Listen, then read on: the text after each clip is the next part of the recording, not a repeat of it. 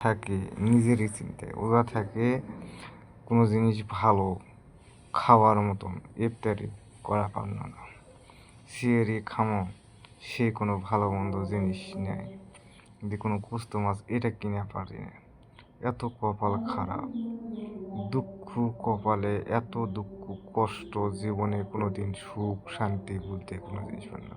এটা রমজান মাস, তাও দিয়ে ইফতার করবো বা সিয়ারি খামো, ভালো কোনো মাছ মাংস সেটা করবো না।